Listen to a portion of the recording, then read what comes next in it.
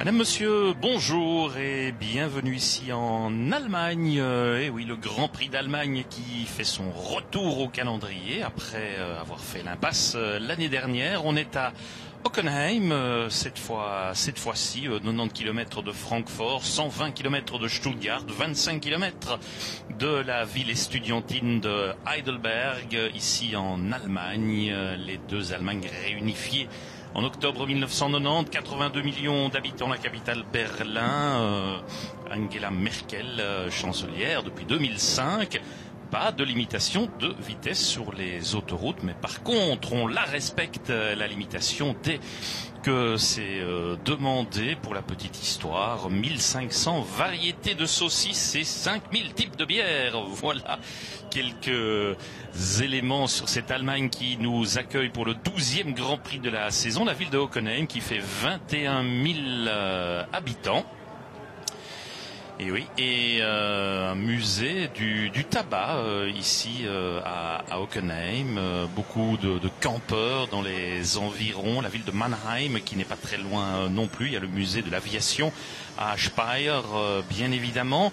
Le circuit de Hockenheim qui avait été créé en 1939. C'était une piste d'essai pour Mercedes-Benz à l'époque. Un circuit qui faisait plus ou moins 8 km. Après la guerre, il y a eu un autre tracé. On se rappelle tous de ce tracé ultra rapide avec des longues lignes droites dans la forêt depuis 2002.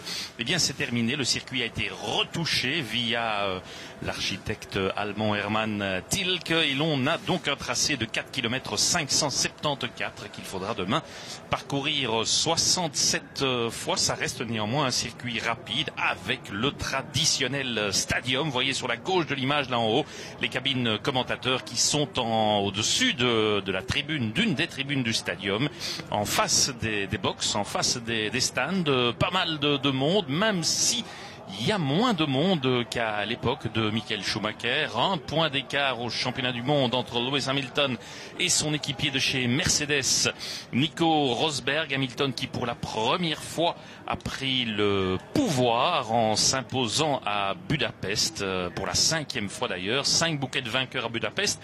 Il a réalisé cela encore sur un autre Grand Prix, celui du Canada à Montréal. Nico Rosberg avait terminé 2e il y a 8 jours, 3e doublé de Mercedes. Jenson Button est là. Pourtant hier il a eu une petite mésaventure. Il a dû quitter le circuit parce que en P2 l'après-midi, parce qu'il avait reçu une sorte de fragment de carbone venant des freins dans l'œil gauche, et il était passé par le centre médical et puis à l'hôpital de Mannheim où on lui a bien lavé les yeux, prescrit quelques gouttes et puis il est de retour et tout va bien.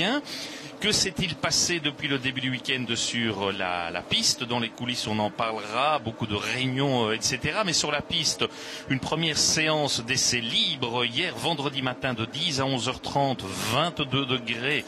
31 degrés la température de la piste, 23 degrés, 34 degrés en fin de séance. Nico Rosberg le plus rapide en pneus super tendres en 1:15 517. Devant Lewis Hamilton à 3 dixièmes, Vettel à 1 seconde 1. Ocon et Leclerc avaient roulé dans cette première séance d'essai libre. Leclerc chez Haas et Ocon chez Renault. Ocon qui était à 48 millièmes seulement de Magnussen. Leclerc à 3 dixièmes de Grosjean. 20 des 22 pilotes étaient plus rapides que la séance P1 de 2014, la dernière fois qu'on est venu avec des F1 ici à Hockenheim. Rosberg était 3 secondes 5 plus vite que son chrono en P1 de 2014. L'après-midi de 14 à 15h30, deuxième séance d'essai libre, 25 degrés, 41 degrés température de la piste au début, 25 degrés, 37 degrés température de la piste à la fin. Rosberg le plus rapide en 1:15 614 en pneus super tendre, 9 dixièmes plus vite que la pole 2014. Hamilton était deuxième à 3 dixièmes, Vettel troisième à 5 dixièmes, Verstappen quatrième à 8 dixièmes. Lewis Hamilton s'était néanmoins montré un peu plus rapide que Rosberg en pneus tendres. Et puis ce matin, troisième séance d'essai libre de 11 à midi, 27 degrés, 37 degrés température, 24 degrés pardon, température ambiante, 37 degrés température de la piste. Et puis à midi, eh bien 25 degrés, 37 degrés température de la piste. Nico Rosberg encore le plus rapide en 1:15 738 en pneus super tendres.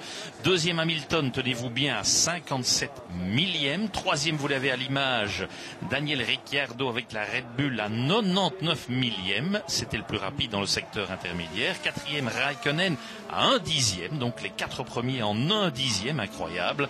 Cinquième, Vettel à 3 dixièmes. Petit souci avec son fond plat endommagé parce qu'il avait escaladé un vibreur de manière un peu trop rugueuse. Lewis Hamilton avait été crédité d'un unsafe release en quittant son stand par rapport à Grosjean et Saaz qui avait dû s'arrêter un peu de manière précipitée dans la pit lane. Il a dû se rendre chez les Stewart. Pas de pénalité individuelle, mais 10 000 € d'amende pour l'écurie Mercedes. Il doit faire attention quand même Hamilton parce qu'il a déjà eu 2 réprimandes individuelles cette année. Et puis à noter ce matin, 4 petits tours seulement pour Romain Grosjean. Souci de boîte de vitesse, ils ont dû changer la boîte et il prendra donc 5 places de pénalité. Vous voyez en haut de l'image, là au milieu, l'autoroute. On est vraiment le long de l'autoroute qui va vers Mannheim. Première partie de qualification, la Q1. 6 voitures seront éliminées. On en a pour 18 minutes. Et donc il faut se mettre dans les 16 premiers pour passer en Q2. Au niveau des gommes, des pneumatiques, eh bien, ce sont les mêmes spécifications qu'il y a 8 jours à Budapest. Mais évidemment, le circuit est différent. Plus agressif pour les pneus. Arianto, l'Indonésien, on en a beaucoup parlé, le pilote de chez Manor. Pourquoi? Eh bien parce que son avenir est incertain. Il est là pour le week-end ici, alors que tous les fonds qui auraient dû être versés pour sécuriser son volant ne l'ont pas encore été. Il a un contrat pour la saison, mais il n'avait les finances que jusqu'en Hongrie. Son manager Pierce Honeysett se démène pour essayer de sécuriser le volant jusqu'en fin de saison. Il a besoin encore d'un peu de temps, nous dit-on, pour réunir cet argent. Il y a des rumeurs comme quoi il pourrait être remplacé. On cite Ocon, on cite Rossi, on cite Stoffel Van Doorn. On en parlera bien sûr dans Warm-up demain 13h30 sur la 2. On en parlera avec Stoffel qui sera dans notre cabine. On en a parlé avec lui, avec Eric Bouillet, avec Arianto également. Bon, il est clair que c'est une éventualité, mais il y a quand même assez peu de chances que ça se réalise. On en a déjà parlé sur le site de la RTBF. Personnellement, je n'y vois pas beaucoup d'avantages, si ce n'est écorner sa réputation qui pour l'instant est au top.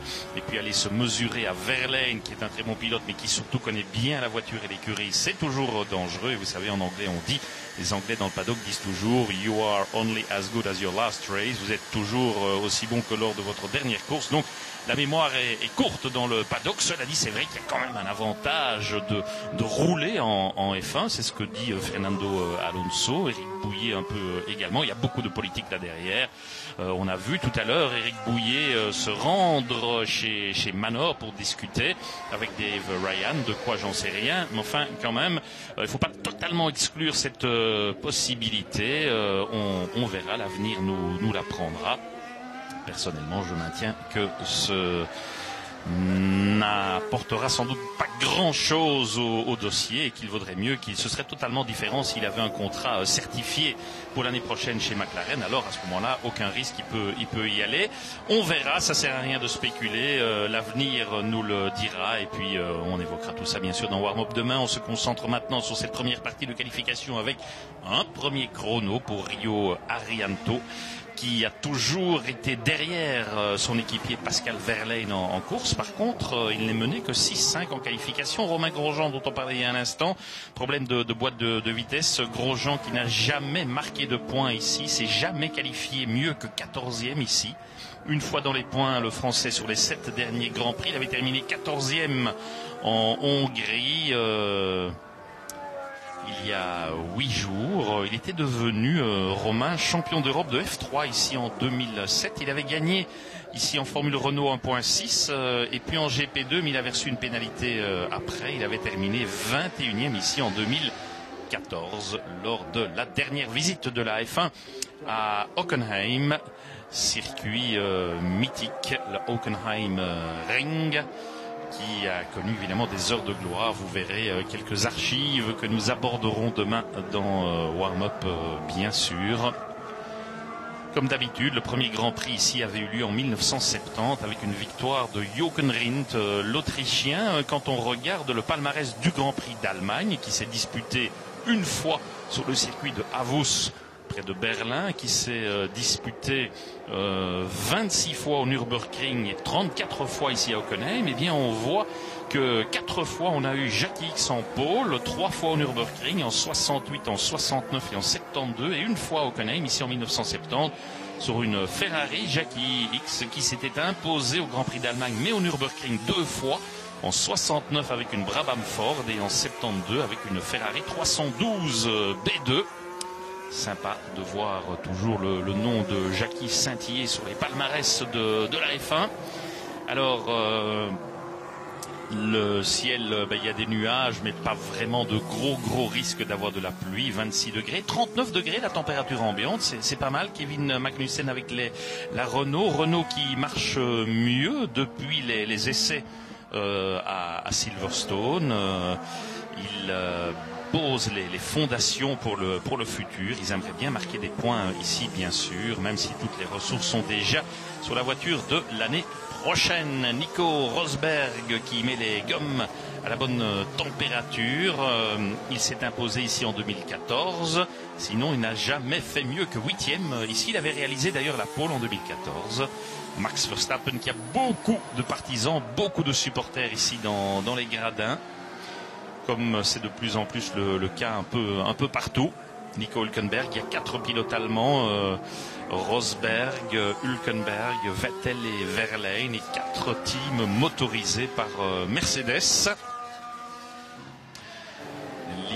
La marque à l'étoile qui emploie 280 000 personnes à travers le monde. Le quartier général ici à Stuttgart n'est pas très loin.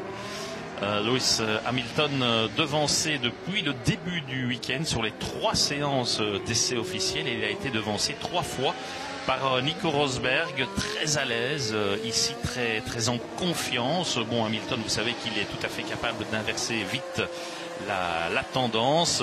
Bien sûr, rien n'est joué du côté de Sébastien Vettel chez Ferrari. Eh bien, une grosse nouvelle, le directeur technique James Allison est parti après 3 ans, alors qu'il avait encore un contrat jusqu'en fin 2018. Il sera remplacé par Mattia Binotto, qui est chez Ferrari depuis 1995, qui s'occupait surtout du département moteur. Bon, c'est jamais l'idéal évidemment de voir Allison, très bon ingénieur, très bon directeur technique, et quitter le team, mais il avait eu le malheur de perdre son épouse décédée en début de saison. Il a deux enfants qui vivent en Grande-Bretagne, il voulait s'en rapprocher. Chez Williams, Valtteri Bottas, le Finlandais, qui avait fait 2e ici sur la grille de départ et 2e à l'arrivée en 2014. C'est un tracé qui devrait convenir à Williams. Ils étaient très bien sur les longs runs hier, moins sur un tour. Ils devaient travailler ça, mais ce matin ça allait pas mal pour Williams, beaucoup mieux qu'hier. 1:15.952, bon chrono de Valtteri Bottas, sur lequel Williams a une option pour l'année prochaine. Mais on a vu plusieurs fois son manager aller discuter avec Frédéric Vasseur chez Renault. Rosberg 1:15.4, c'est le meilleur chrono provisoire devant Bottas. Alonso 3e chrono, c'est bien. Et voilà le temps de Lewis Hamilton qui boucle son premier tour. Voilà. Et c'est le meilleur chrono, 1:15.243, salué par les clochettes de ce spectateur au niveau des gommes. Donc je vous le disais, même choix qu'à Budapest, c'est-à-dire les pneus médiums avec la ligne blanche, les pneus tendres avec la ligne jaune et les super tendres avec la ligne rouge. Il n'y a qu'une écurie, Force India, qui a pris 3 trains de médium pour le week-end, sinon tout le monde n'en a pris que 1. Chez Mercedes, on a pris un médium, 4 tendres et 8 super tendres. Chez Ferrari, un médium, 3 tendres et 9 super tendres. Et chez Red Bull, un médium, 4 tendres et 8 super tendres. Voilà pour les choix de gomme des uns et des autres. Sébastien Vettel avec la Ferrari, il n'a jamais gagné ici, une seule fois sur le podium, troisième en 2010. Il a gagné le Grand Prix d'Allemagne au Nürburgring en 2013. Vettel, hier, 2 fois troisième. Il disait qu'il fallait encore améliorer, surtout en long run où Ferrari n'était pas tout à fait dans le coup. Sur un tour, ça allait. Raikkonen était plutôt satisfait de sa monture. On reste avec Sébastien Vettel alors que Verstappen s'est mis en troisième position devant Bottas et Alonso. Attention aux limites de la piste qu'il faut bien respecter. 4e chrono à 6 dixièmes pour Vettel. Les limites de la piste, on en a encore parlé. La FIA a produit une nouvelle directive ce matin pour les limites de la piste concernant le virage numéro 1. Hier, on a eu 93 non-respect des limites de la piste au virage numéro 1, c'est vous dire. Alors, ils ont dit bien que la partie utilisable de la piste, bien la limite serait la partie extérieure du vibreur. Au-delà, on examinera tout simplement si le pilote a ou non tiré un avantage en ne respectant pas les limites de la piste. C'est ici. Et il y a toujours un risque d'un drive-through éventuellement. Il reste 6 minutes 20 et on écoute Vettel. Voilà, il a dit que c'était pas un top tour Vettel, mais que ça devrait suffire pour passer en Q2. Ricciardo 3e, donc Hamilton, Rosberg, Ricciardo, Raikkonen, Verstappen, Vettel et les autres pour l'instant éliminés, Grosjean, Verlaine, Magnussen, Palmer, Nasser et Ericsson. C'est de ce côté-là qu'il faut regarder pour le moment. Les deux Sauber qui fêteront la fête nationale suisse tout à l'heure avec une raclette organisée dans leur motorhome. Et oui, pourquoi pas tant qu'on y est. Sauber qui respire évidemment avec l'arrivée d'un nouvel investisseur. Il souffre depuis le départ de BMW en fin 2009. Mais la survie semble maintenant assurée avec l'arrivée de Longbow Finance, un fonds d'investissement suisse. On est du côté de chez Haas. Oui, Perez 8e qui dit bon, je suis pas sûr que je dois retourner en piste parce que je pense pas que je peux aller vraiment plus vite. 13e chrono là pour Verlaine, ça c'est tout bon hein, à 5 minutes de la fin. Pascal Verlaine qui pourrait passer en Q2 avec sa Manor. Il avait terminé 10e en Autriche, 2 abandons sur les 4 derniers Grands Prix, très motivé évidemment Verlaine qui a roulé ici en DTM, 2e en DTM l'année dernière ici à Hockenheim. Il avait fait 2e ici aussi en F3 en 2012, Pascal Verlaine, 19e seulement en Hongrie, c'était pas son circuit ici, il est surmotivé évidemment. C'est un pilote Mercedes également. Il pourrait, au cas où Perez ne resterait pas chez Force India, éventuellement aller remplacer le Mexicain aux côtés de Hülkenberg. Encore que 2 Allemands, mais bon, il y a le moteur Mercedes là-bas, donc il faut toujours garder ça à l'esprit. Felipe Nasser, qui discute aussi le Brésilien avec d'autres teams pour le futur. Nasser qui a réalisé 2 podiums ici en GP2. 2 abandons dans sa carrière, 3 fois en Q2 cette année, Nasser. Donc une possibilité évidemment de jouer quelque chose, même si hier il n'était pas en confiance, il se plaignait de l'équilibre, ça marchait pas très bien avec les pneumatiques. Il fallait beaucoup améliorer par rapport à aujourd'hui, par rapport à hier, pour aujourd'hui plutôt, pardon. Arianto, Grosjean, Magnussen, Palmer, Nasser, Ericsson, pour l'instant les pilotes éliminés en Q1 à 3 minutes 40 de la fin. Felipe Nasser 17e il y a une semaine à Budapest, course pas mal pourtant, il a été 2 fois en Q2 sur les 4 dernières qualifs, le Brésilien,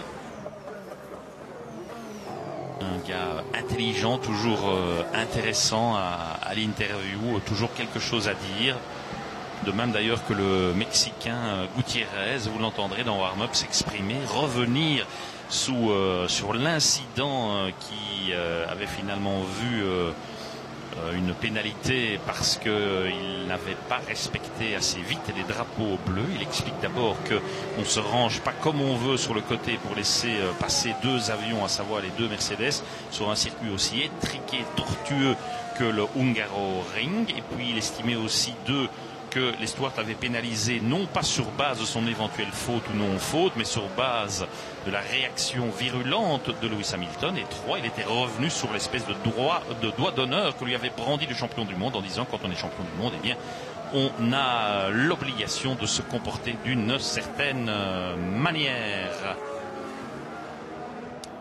Alors notre ami Romain Grosjean qui n'était pas satisfait totalement de sa monture, bien évidemment. Ces derniers Grand Prix, le Français, 14e, je vous l'ai dit, à Budapest, un bon équilibre, un peu dans le trafic. Mais il ne fait pas une mauvaise saison dans l'absolu. Voilà, 10e, c'est pas mal. Juste devant Alonso, derrière Hülkenberg. Ericsson, 20e pour l'instant, il est éliminé. Attention, parce qu'il reste moins de 2 minutes. Pour l'instant, éliminé Gutiérrez avec la Haas. On revoit ici Ericsson. Et voilà, un mauvais freinage. Ceci expliquant cela. Pour l'instant, éliminé Gutiérrez, Nasser, Arianto, Ericsson, Magnussen et Palmer. Donc ça veut dire bel exploit de Pascal Wehrlein avec sa Manor qui pour l'instant est en Q2. Voilà Gutiérrez, le Mexicain. Une 15-9, très bon pour Guti. Il se met 8e. Ah oui, très bon tour là du Mexicain. Et c'est donc Fiat qui est pour l'instant éliminé avec la Toro Rosso. Attention, Button 16e seulement. C'est dangereux également. Hamilton, Rosberg, pas besoin de s'exciter. Ils sont 1 et 2. Aucun souci, ils peuvent attendre calmement la Q2 et ils ont réalisé leur chrono avec les pneus tendres, c'est vous dire. Ce sont les seuls qui passent en Q2 rien qu'avec les tendres. Donc ils gardent évidemment des trains de gomme super tendres pour la suite des festivités. On est avec la Renault de Magnussen, pas sûr de garder son volant l'année prochaine. Magnussen qui avait fait 4e sur la grille ici avec McLaren en 2014. Il avait eu un crash avec Massa au départ du Grand Prix 2014. Massa avait fait une sorte de tonneau, mais le Danois avait terminé 9e. Magnussen, seulement 15e il y a 8 jours à Budapest.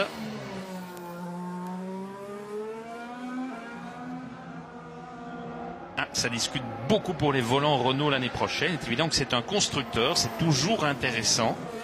Et on se dit qu'un jour, ça marchera quand on connaît le savoir-faire de chez Renault. Ils ont déjà été champions du monde dans le passé. Ils connaissent la recette. Magnussen qui a pas mal tourné hier, qui n'était pas totalement satisfait du comportement de sa Renault sur les pneus super tendres. Et au niveau du freinage aussi qu'il devait encore affiner. On va voir son chrono. Ah ouais, 14e, c'est bien là pour Magnussen qui a une chance de passer en Q2. Bien joué, mais attention, c'est pas fini.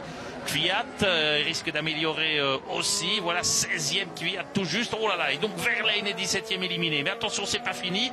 Voilà Palmer. Est-ce que Palmer peut aller imiter le Danois? 14e Palmer, bien pour Jolyon Palmer devant Magnussen, très bien, très bien. Attention, Jenson Button qui pour l'instant est éliminé, il est 19e. Ça va encore bouger, hein, ça va encore changer. Kvyat 17e éliminé, Button, oui, il passe 10e, bien joué.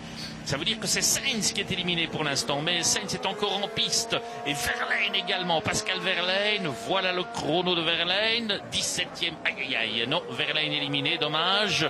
Et Carlos Sainz Junior avec la Toro Rosso. Pour l'instant, il est 18e, mais il améliore. Voilà, 12e. Et c'est donc Magnussen qui est éliminé. Et Palmer qui va passer en Q2. Ah oui. Ah, c'était chaud hein, sur la fin. Mais donc, élimination de Magnussen, de Wehrlein, de Kvyat, de Arianto, de Nasser et de Ericsson. Et Jonathan Palmer, le paternel, il est content en se disant « Oh là là, c'est pas passé loin ». Il n'avait plus été Palmer en Q2 depuis l'Australie, le premier Grand Prix de la saison. Génial pour Jolyon Palmer, je suis content pour lui. Il n'a toujours pas marqué de points. Il a fait 3e et 6e ici en GP2 en 2014 et ça va lui faire un bien fou au niveau de son moral. sympathique gaillard, Julian Palmer, qui n'a pas toujours été très chanceux cette année. Eh bien voilà, il se met devant son équipier et il passe en Q2, pas mal.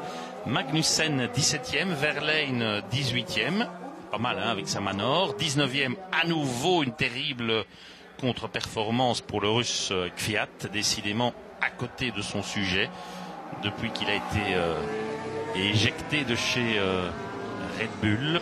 Et puis en dernière ligne, on aura les deux Sauber. Nom d'un chien, le jour de la fête nationale suisse. Nasser devant Ericsson. Donc au niveau des luttes intra-team entre équipiers, chez Manor, ça fait 7-5 pour Verlaine par rapport à Arianto. Chez Renault, ça fait 8-4 pour Magnussen par rapport à Palmer. Chez Toro Rosso, ça fait 6-2 pour Sainz par rapport à Kvyat. Et chez... on écoute Kvyat. So, we are not through. We are not through. That's how it felt, basically. Carlos P12. Unbelievable. Voilà. Un petit gros mot. Et il se dit, mais qu'est-ce qui se passe? Mais comment est-ce possible? Je ne comprends pas ce qui se passe. Il demandait où était son équipier, Carlos Sainz 12e. Lui, il est seulement 19e. Il ne comprend pas, mais en attendant, voilà, il est éjecté. Et donc du côté de Nasser et Ericsson, eh bien ça fait 7-5 au niveau des qualifs pour le Suédois toujours. Assez dur hein, pour Kvyat qui risque de perdre son volant dans la Galaxy Red Bull. Il est chez Toro Rosso. Il n'a été que 22 tours devant Sainz en 7 grands prix qu'ils ont disputés ensemble, 2 fois en Q3. Il avait été 8e sur la grille ici en 2014 où il avait abandonné en course. C'est dur pour lui. Je l'ai vu en discussion dans un endroit bien protégé pourtant avec des émissaires de chez Sauber éventuellement pour l'année prochaine. Voilà Pascal Verlaine éliminé, mais bon boulot quand même hein, pour l'Allemand qui est un bon pilote.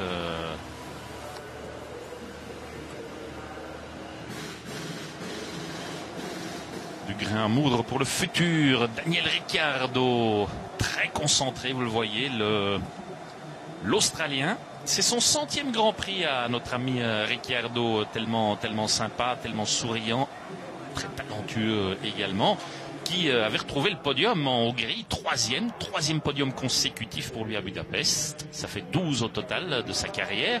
Et il dispute ce week-end son 100e Grand Prix. 4e Australien à passer ce cap. Jack Brabham en a 126, Alan Jones 116 et Mark Webber, tenez-vous bien, 215 Grands Prix de F1. Alors vous le savez, quand vous nous écoutez, eh bien vous pouvez gagner quelque chose. 2 montres Casio Edifice, 2 montres Casio Edifice édition limitée Spa Grand Prix, et puis tenez-vous bien, 2 places Gold pour le Grand Prix de Belgique du 28 août prochain. Vous envoyez circuit par SMS au 75, vous répondez à la question qui vous sera envoyée, coût total 2,25 €. Fin du concours ce dimanche à minuit, 2 montres Casio, 2 montres Casio édition limitée Spa Grand Prix et 2 places Gold pour le Grand Prix de Belgique. Ça vaut la peine de tenter sa chance. Good luck à tout le monde. Voilà Arianto, l'Indonésien. Très sympa au demeurant, mais donc son management va devoir redoubler d'activité et d'ingéniosité pour conserver le volant courtisé de Manor. On suivra cela bien sûr et on verra qui est dans la deuxième Manor pour la reprise, qui sera donc en Belgique. Voilà la ville de Hockenheim dont je vous parlais tout à l'heure. Petite localité, très belle ville ici tout près, ville estudiantine, c'est Heidelberg, vraiment très sympa. Et puis vous voyez là au milieu de la forêt le Hockenheim Ring, un temple du sport automobile pour ce qui sera demain le 947e Grand Prix du championnat du monde. Il y a aussi les 24 heures de Spa-Francorchamps ce week-end. On y retournera après la séance qualificative et demain après le Grand Prix. Et puis vous avez bien sûr d'autres rendez-vous pour la classique de Spa-Francorchamps, où c'est aussi Mercedes qui s'élancera en pôle avec Maximilian Götz. 2:17.6. Pas mal pour la pôle. Alors on est parti pour la Q2. Q2 c'est 15 minutes. Il y a 6 voitures qui sont éliminées. On garde donc les 10 premiers pour aller en Q3. Vous connaissez le principe. Et ici ça devient toujours évidemment beaucoup plus sérieux. Claire Williams, très attentive. Elle a la direction des opérations. Avec son paternel Franck qui n'est jamais très loin bien sûr. Iceman. Kimi Räikkönen qui sera encore avec Ferrari l'année prochaine. Räikkönen qui n'a jamais fini mieux que 3e ici. Ce qu'il a réalisé 2 fois en 2006 et en 2012. Il a toujours beaucoup de supporters. Iceman qui disputera ce week-end son 102e Grand Prix pour Ferrari. Il a fait la pole ici en 2005 et 2006. Il a la particularité, j'y arriverai, d'avoir abandonné lors de ses 5 premiers Grands Prix disputés ici à Hockenheim, un circuit qui n'avait pas l'air de lui convenir beaucoup. Bonjour mademoiselle. Voilà, du beau monde dans les gradins. Et puis vous le voyez, c'est toujours ce qui est sympa en F1, c'est que les partisans des uns et des autres s'entremêlent dans une même ferveur, un même enthousiasme, pas du tout de hooliganisme. Voilà l'entrée dans le stadium qui est très technique, qui est très particulier, et ça donne évidemment une très belle vue pour les spectateurs qui voient longtemps les voitures tourner dans ce stadium. Voilà, autre belle vue, il est quand même pas mal garni. Et puis le dernier virage, la ligne droite, avant le fameux virage numéro 1 où il faut respecter les limites de la piste. Nico Rosberg, cette fois-ci, il a mis les gommes super tendres. Nico, qui aimerait bien reprendre la direction des opérations avant de partir un peu en vacances. Nico Rosberg. Paul en 2014 ici, je vous l'ai dit. Seule fois où il a été dans le top 8 ici en qualification. Il nous racontait qu'il se souvenait d'être venu ici en tant que gamin en 95, voir son paternel Keke qui roulait en DTM à l'époque. C'est ce qui lui avait donné le goût du sport automobile et la volonté d'un jour faire ce métier-là, ce qu'il fait aujourd'hui avec pas mal de talent, même s'il n'a pas encore été champion du monde. Enfin, il y a quand même 19 victoires et 26 pôles au palmarès, c'est pas mal, hein. Il vise un 20e succès. Avec ses racines finlandaises, il rejoindrait Häkkinen et Räikkönen qui ont 20 victoires chacun. Hamilton est en piste également. Bon, très clairement, les Mercedes vont essayer de claquer un chrono tout de suite et puis d'avoir la paix pour se préparer pour la Q3. On voit la fin du tour de Nico et c'est pas un mauvais tour du tout, hein. Une 14.839. C'est même un excellent tour, une 14.839. Hamilton également qui met toute la gomme. Et le chrono de Lewis, une 14.748, c'est encore mieux. Une 14.748, une 14.839. Rien du tout comme écart entre les deux premiers. En gomme super tendre. Tour le plus rapide pour Hamilton, qui était le plus rapide dans le secteur 2 et 3, alors que Rosberg l'était dans le secteur numéro 1. Max Verstappen qui prend la piste avec la Red Bull. 5e à Budapest il y a une petite semaine. 6e au championnat du monde. Il a gagné ici en F3 où il avait réalisé la pole en 2014. Mais c'est la première fois qu'il court ici en F1. Verstappen qui hier avait... C'était plein un peu de certains blocages sur l'avant. Il était très satisfait du comportement de la Red Bull sur les longs runs. Daniel Ricciardo en piste également. Daniel Ricciardo. Il disait il faut faire attention à la dégradation des pneus dans le dernier secteur, dans le stadium. Très bon aussi sur les longs runs. Ricciardo hier avec la Red Bull. 6e ici en 2014, l'Australien. Dans le top 5 sur la grille lors des 10 dernières qualifications. Ce serait intéressant de voir les chronos des Red Bull.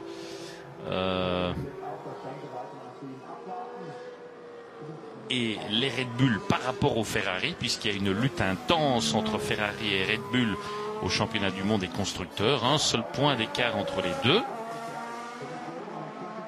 Alors Verstappen est le premier à s'élancer, Ricciardo est dans le stadium également, mais on reste d'abord avec Verstappen. Le néerlandais, alors que Ricciardo va s'élancer dans quelques instants, il va passer devant nous. Alors que Verstappen termine le premier secteur, il n'est pas si loin, hein. Il est à 1/10 du chrono de Rosberg, c'est pas mal. Avec les gommes super tendres, très belle image du fond plat là. 333 km/h. Ça reste un circuit rapide, bien évidemment, où il faut une bonne motricité dans les sorties de virage, bon freinage également. C'est le turn 6 qui est le freinage le plus exigeant, 4.3 G de décélération. Piste qui a été retouchée, resurfacée un peu près du turn 12, à l'entrée du stadium. Il y est maintenant, voilà précisément, Verstappen. La fin du tour du pilote belgo-néerlandais, néerlando-belge, c'est comme vous voulez. Tout est juste, tout est bon. Il court en tant que pilote néerlandais, mais il a, que vous le veuillez ou non, plus que les racines belges. Et son chrono, eh bien, il est bon. Une 15.1. Il n'est qu'à 3/10 de Lewis Hamilton. C'est pas mal, hein, sur un tour, parce que c'est plutôt sur les longs runs que Red Bull peut espérer quelque chose. Daniel Ricciardo, ce serait intéressant de voir la lutte que se livrent les deux pilotes Red Bull. L'un par rapport à l'autre, tout bénéfice pour l'écurie bien sûr. Ricciardo, une 15.602. Il est derrière, assez bien derrière Verstappen. Bottas avec la Williams. Valtteri Bottas qui hier a testé plusieurs versions de l'aileron avant. Le Finlandais. En Q3, 9 fois sur les 10 dernières qualifs, donc il y a de l'espoir. Voilà, il se met 5e, c'est assez logique, hein. Derrière les deux Mercedes et les deux Red Bull, bon, il risque de rétrograder un peu par rapport au Ferrari, à moins que Williams puisse peut-être vraiment entrevoir de lutter avec les rouges. On va voir ça tout de suite. Et Carlos Sainz avec la Toro Rosso, la seule qui reste, puisque celle de Kvyat a été éliminée. Carlos Sainz 6e, c'est pas mal. 6 fois dans le top 8 sur la grille. Franz Tost, le patron du team, il avait fait 2e ici avec la pole en F3 en 2012. On est avec Jenson Button maintenant. La McLaren, Honda, ils aimeraient bien être the best of the rest, comme ils disent, les meilleurs après les 3 écuries de pointe. 7e chrono derrière Sainz pour Jenson Button, peut-être pas suffisant.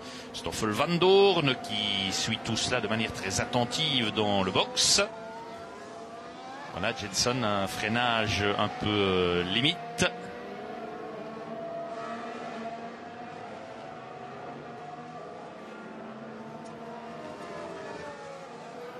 Et on va bientôt avoir les Ferrari. D'abord la Haas de Grosjean. Il faudra tenir à l'œil aussi les Force India qui luttent aussi au championnat avec les Williams. 6e Gutiérrez, 7e Grosjean, c'est pas mal. 6e Hülkenberg maintenant devant Gutiérrez et Grosjean. Et voilà Perez avec l'autre Force India, 7e. Fernando Alonso 11e. Il a fêté hier son 35e anniversaire. Vous découvrirez dans Warm-Up un entretien, enfin la première partie d'un entretien exclusif avec le double champion du monde espagnol qui nous a longuement parlé. Première partie dans Warm-Up demain, la deuxième lors du Grand Prix de Belgique. Très très intéressant toujours de discuter avec Fernando. 5e chrono pour Vettel, donc derrière les deux Red Bull, mais devant Williams et Force India.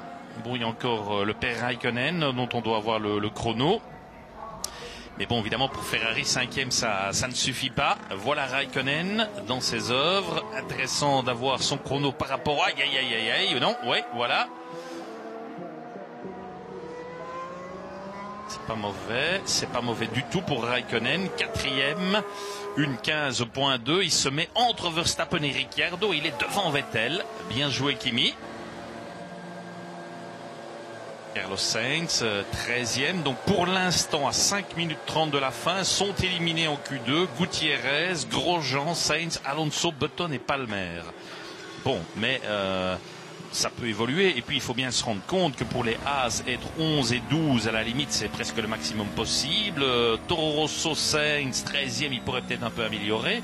14 et 15 pour les McLaren Honda, sans doute serait-il un peu déçu si les choses restaient en l'état. Et Palmer, il est déjà fou de joie d'être en Q2. Bon, il a presque intérêt à garder des gommes pour la course et faire quand même un essai au cas où, mais pour se mettre un peu mieux que 16, mais c'est quasi le maximum possible pour le pilote anglais de chez Renault.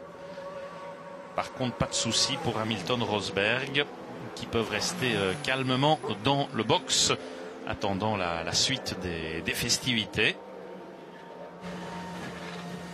C'est l'avantage quand on a une voiture tellement performante, ce qui est le cas évidemment. Chez Haas, on se débrouille pas mal pour cette première année. On n'a encore rien officialisé pour les pilotes du futur. On veut attendre septembre, aux alentours de l'Italie, de Singapour. Mais on pourrait garder Grosjean et Gutiérrez, qui a le soutien de Ferrari, qui a le soutien de ses sponsor mexicain.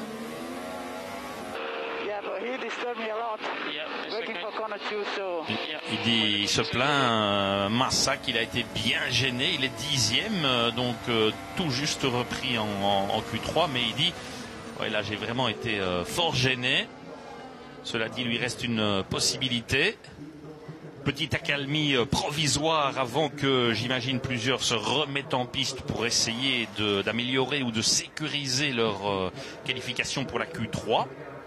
Bon, je pense que les premiers ne risquent rien, ils peuvent rester au box, mais à partir de Hülkenberg, 8e, Perez 9e, Massa 10e, c'est quand même pas garanti complètement. Les deux Force India qui n'a perdu que 1 point sur Williams à Budapest, où Hülkenberg avait terminé 10e et Perez 11e. Il s'était un peu fourvoyé lors des changements de pneus, des pit stops. Hülkenberg avait très sportivement reconnu que c'était de sa faute en disant j'ai fait une erreur avec le maniement de l'embrayage et donc j'ai perdu un tout petit peu de temps, tandis que chez Perez, là c'était la faute du team, mauvaise communication, il n'y avait pas eu de message du pit wall au stand, et quand Perez est rentré, eh bien personne n'était prêt pour lui mettre des nouveaux pneus, et il avait perdu évidemment pas mal de temps. Perez, qui a un contrat pour l'année prochaine avec Force India, mais qui discute avec ses sponsors mexicains. Il a aussi le soutien de Carlos Slim, l'homme le plus riche du monde, et son fils, pour éventuellement aller ailleurs. On le chuchote chez Renault et même chez Williams. À voir, à suivre. Sergio Pérez, qui ne s'est jamais qualifié mieux que 10e ici. Il avait gagné ici en GP2 en 2010. Alors, Button et Alonso, ils vont reprendre la piste, ça c'est sûr, parce que pour l'instant, les deux McLaren sont éliminés en Q2. Alonso et Button, alors que voilà, l'incident qui avait vu Sainz bloquer Massa est sous investigation, mais après la session, Massa gêné au virage numéro 2.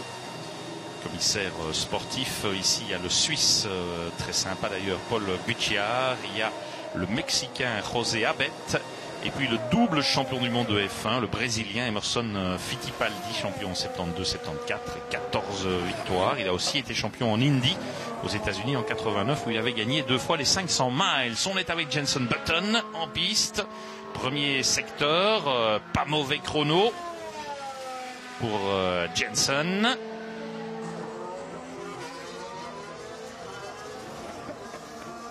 Abandon il y a 8 jours, le seul d'ailleurs, problème de capteur de frein, de pression hydraulique.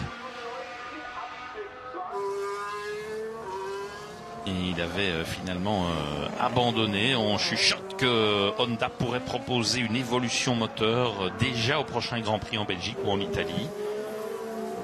Button qui a ici le nouvel aileron avant qui avait déjà été utilisé au préalable par Fernando Alonso. Il vise la Q3 chez McLaren, donc pour l'instant ils sont déçus. On va voir s'ils parviennent, ou un des deux en tout cas, à se mettre en Q3. On va déjà avoir une idée plus précise avec le chrono de Jenson qui donne tout. Les yeux bien ouverts après sa petite irritation hier. Voilà, 9e, c'est pas mal. C'est Massa qui vole dehors pour le moment, mais c'est pas fini. On est avec Gutiérrez, le Mexicain. Attention parce que maintenant il reste plus beaucoup de temps, 10 secondes. Et donc, faut attendre que tout le monde soit passé.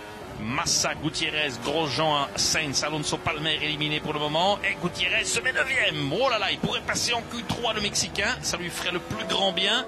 Mais attention, c'est pas fini. Alonso éliminé. 13e Fernando. Oh là là, éliminé. Alors que Button pour l'instant est 10e. Est-ce que Grosjean peut aller se mettre en Q3 éventuellement?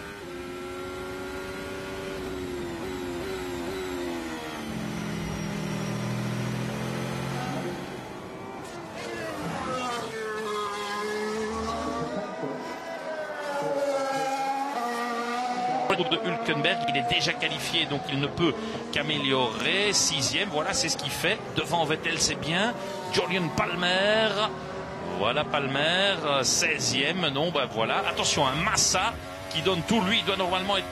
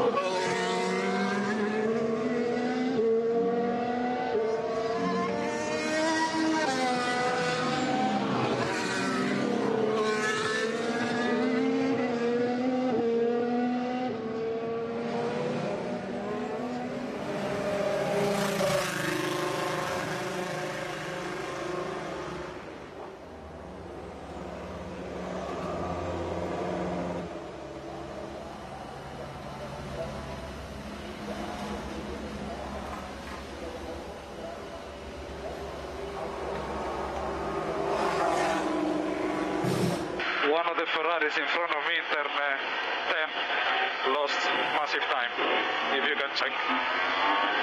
Yeah, I don't know what Vettel was doing.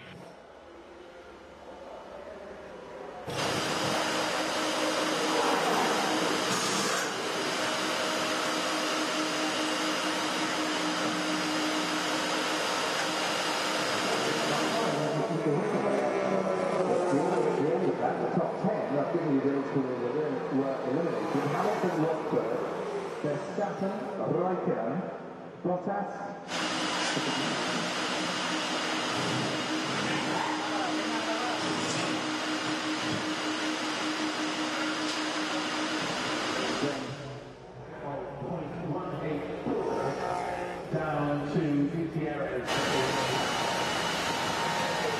Voilà, vous pouvez me remettre. Hein.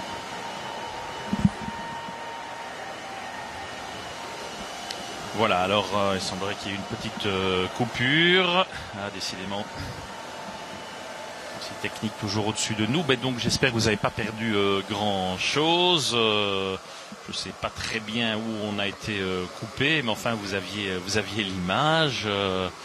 Et donc je répète que l'on va avoir en Q3 les deux Mercedes d'Hamilton et Rosberg, les deux Red Bull de Verstappen et Ricciardo, les deux Ferrari de Raikkonen et Vettel, les deux Williams de Bottas et Massa et les deux Force India de Hülkenberg et Perez. Voilà, donc on roulera en formation, 5 teams représentés.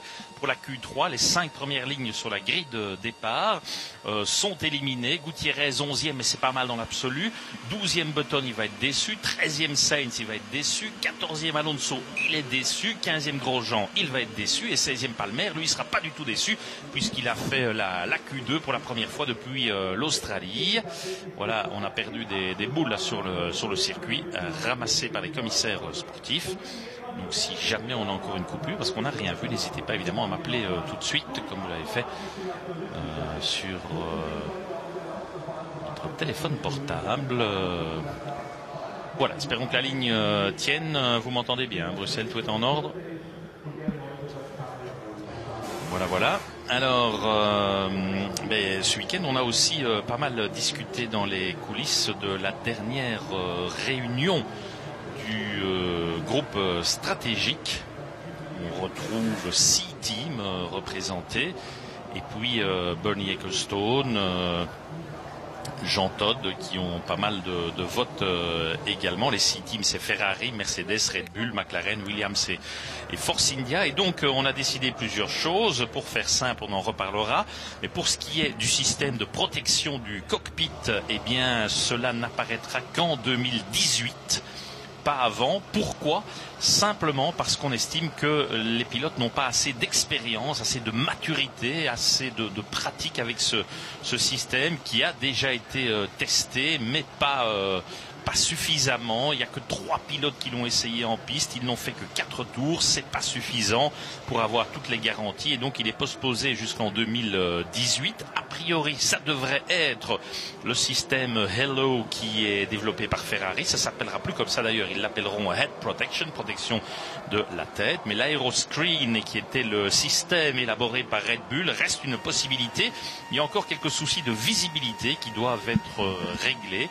Puis il fallait un vote unanime pour imposer ça, ce qui n'était pas le cas. La FIA aurait pu l'imposer sur base de l'argument de la sécurité, mais ils estiment qu'on n'a pas assez de pratique. Au niveau des communications radio, eh bien, c'est fini, stop aux restrictions. Maintenant, on aura une approche beaucoup plus libérale de l'article 27.1 du code sportif, sauf entre le début du tour de formation et jusqu'au départ, où là, on ne peut pas communiquer, mais après, liberté totale, parce que Bernie le voulait et parce qu'il paraît que c'est beaucoup mieux pour les fans et les téléspectateurs d'entendre parler les pilotes avec leurs ingénieurs, etc. Au niveau de la règle des doubles drapeaux jaunes, suite à la polémique qui était née après ce qui s'était passé en Hongrie avec Rosberg qui avait signé la pole alors qu'il avait ralenti, mais suffisamment ou pas selon les interprétations sous drapeau jaune, eh bien désormais, c'est très simple. Quand il y a double drapeau jaune, le directeur de course brandira le drapeau rouge. Comme ça, il n'y aura plus de discussion et ils veilleront particulièrement à éviter que certains, délibérément, n'aillent se mettre en tête à queue pour préserver une position ou un chrono, auquel cas les sanctions seraient très lourdes. On a évoqué aussi, mais ça, ce sera parce que les 3 choses dont je viens de vous parler, c'est avec effet immédiat. L'année prochaine, en 2017, on devrait avoir une nouvelle règle pour les départs si jamais il pleut. Vous savez qu'on en avait beaucoup parlé en Angleterre où le départ avait été donné sous la pluie, sous safety car. Et bien maintenant, à partir de l'année prochaine, on dira qu'on fait encore quelques tours d'exploration derrière la voiture de sécurité. Et puis quand la piste est, disons, plus ou moins safe, eh bien on s'arrêtera et on donnera un départ arrêté, ce qui sera beaucoup plus spectaculaire. Spectaculaire aussi le costume de ses amis néerlandais. Oranje Boven, supporter de Max. Et il n'hésite pas à le montrer. Il y aura aussi sans doute l'année prochaine l'interdiction de travailler sur la voiture quand un drapeau rouge est brandi. Un peu comme ça se passe sous safety car où forcément on ne peut pas toucher aux voitures. Eh bien, quand il y aura un drapeau rouge maintenant, ce sera la même chose. On ne touchera plus aux voitures, on ne pourra plus changer de gomme, etc. Voilà, on est reparti. Un peu moins de 12 minutes. Sébastien Vettel, le premier à s'élancer. Pression sur les pilotes de Ferrari, derrière Mercedes, mais aussi derrière Red Bull. Et pourtant, il a des partisans, Vettel, ici, sur ce circuit d'Hockenheim, qui n'est pas loin du tout de son village natal de Eppenheim. 45 km d'ici, il n'a jamais gagné ici, rendez-vous compte. Vettel, 5e du championnat, mais à seulement 5 longueurs de la 3e place. Il n'a plus été en première ligne, Vettel, depuis 17 Grands Prix. C'est vraiment très très long. Ils ont encore perdu les rouges, 5 points au championnat des constructeurs par rapport à Red Bull. Il n'y en a plus qu'un entre les deux. Et le patron qui est sous pression, Maurizio Arrivabene, dit S'il vous plaît, laissez-nous travailler en paix. Stop aux rumeurs, stop aux spéculations. Ferrari qui a toujours été dans les points ici depuis 1987. Kimi Räikkönen en piste également, avec les gommes super tendres. Forcément, tout le monde va faire ses chronos en gomme super tendre.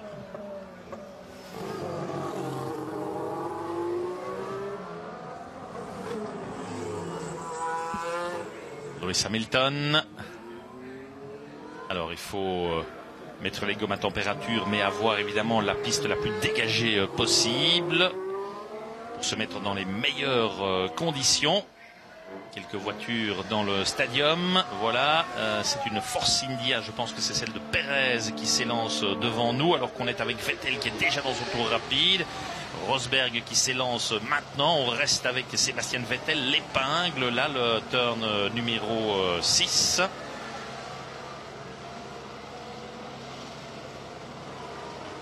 Possibilité de dépassement certainement. Et les virages 13 et 16, il y a des cambrures positives au 13, négatives au 16. Voilà, le 12 où on rentre dans le stadium. Je vous laisse écouter ça de l'intérieur de la Ferrari. Voilà, il suffisait que je le dise. Sébastien Vettel qui termine son tour. Où peut-il se mettre? Son deuxième chrono, il était 6e. Voilà, top Vettel, 1:15 619. Mais les Mercedes étaient sous la minute 15 tout à l'heure, c'est vous dire. Nico Rosberg qui se bat. 1:15 619, un chrono qui va être certainement amélioré. Oh, et il rentre Rosberg. Surprenant, il a fait une erreur. Il rentre Nico Rosberg. Attention, pression sur Nico Rosberg qui rentre. Kimi Räikkönen, intéressant de voir son chrono par rapport à celui de Vettel. Et puis Hamilton derrière. Räikkönen, 1:15 142, c'est bien mieux que Vettel. Presque 5 dixièmes de mieux. Et voilà Lewis Hamilton qui va mettre tout le monde d'accord. 1:14 quelque chose, oui voilà, 1:14 486, 6 dixièmes de mieux que Räikkönen. Oh là là, c'est vraiment beaucoup. Regardez, ça c'est le fils de Michael Schumacher, Mick. Et oui, émouvant évidemment de le voir là, il roule avec Prema, qui a un team en GP2, donc il a pu aller suivre les séances et les briefings en GP2, et puis il est passé chez Ferrari et chez Mercedes. Oh là, Max Verstappen deuxième devant Räikkönen, 1 Hamilton, 2 Verstappen, 3 Räikkönen, 4 Vettel, 5 Perez, et encore Ricciardo qui doit faire son chrono. Et puis attention, hein, donc Rosberg qui, alors que l'on voit Verstappen, oh là là, quelle image. Et oui. Et là, c'était pas top. Et il peut donc faire mieux Verstappen, il peut améliorer, il est pourtant deuxième. On est avec Daniel Ricciardo, mais attention, pression sur Nico Rosberg qui a avorté son run, qui est rentré au box, donc il n'aura plus qu'une chance. Pression assurément sur le pilote allemand. Surtout que Lewis Hamilton a signé un 1:14.4 qui le mettrait en pôle pour le moment. On est avec Daniel Ricciardo, le chrono provisoire, il est en retrait, mais c'est pas mal. Où peut-il se mettre, surtout par rapport à Verstappen, qui est deuxième, Räikkönen troisième, Vettel quatrième, mais loin, cinquième Perez. Ricciardo dans le stadium. La fin du tour de l'Australien, c'est pas un mauvais tour du tout. Voilà, 1:14.726, c'est même un excellent tour à 2 dixièmes d'Hamilton, il est en première ligne pour le moment. Hamilton, Ricciardo, Verstappen, Räikkönen, Vettel, Perez, Hülkenberg, les 7 pilotes qui ont signé un chrono pour le moment. Pression sur Vettel et sur Rosberg. Et puis il y a Bottas et Massa, les 2 Williams qui ont préféré rester au box pour préserver des gommes et pour la course demain, et qui vont s'élancer pour un seul run. Ça va, vous m'entendez toujours à Bruxelles, petit check. Jamais assez prudent. Voilà, que ça fait plaisir d'entendre qu'on s'entend, voilà. Bizarre quand même, est-ce qu'il aurait un petit souci? Eh bien, il semblerait, d'après le message que j'obtiens d'un des membre de l'écurie Mercedes, qu'il n'aurait pas terminé son tour suite à une petite erreur électronique du côté de Nico Rosberg, qui va s'élancer sans problème cette fois pour un deuxième et dernier run. Donc, petit souci électronique mais sans conséquence pour la suite de la qualif, mais enfin quand même une certaine pression aussi sur Sébastien Vettel, 5e derrière Raikkonen. Alors que quand on regarde la bagarre entre les deux pilotes Ferrari sur l'exercice de la qualification, eh bien Vettel mène 8-3 en qualif par rapport aux Finlandais. Paddy Lowe sur le muret. Voilà le moment où Vettel a perdu des dixièmes. Voilà, c'est très clair. En voulant trop donner, il a tout perdu. Enfin, tout est relatif, mais enfin 5e, c'est moyen. Et voilà, Nico Rosberg dans son outlap, son tour de lancement, on va dire. Il met les gommes à température. 19 victoires, 26 pôles. Alors, si jamais Hamilton signe la pole, ce serait sa 56e.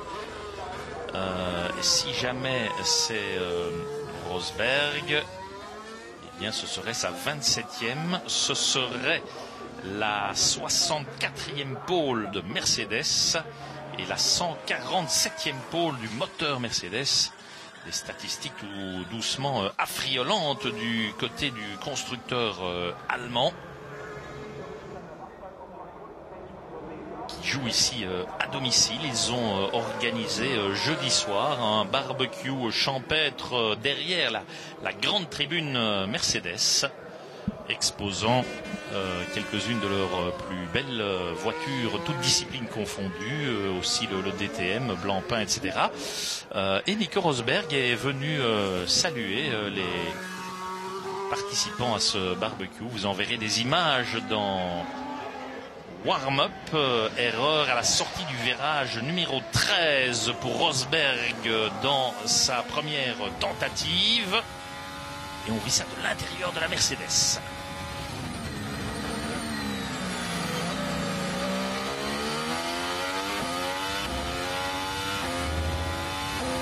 Et il est bien dans ce premier secteur, Nico. Au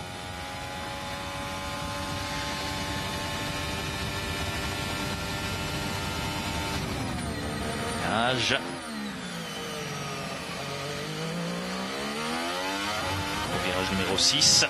La tribune Mercedes, elle est devant lui. Voilà, bien négocié. À gauche. On va voir le deuxième chrono intermédiaire.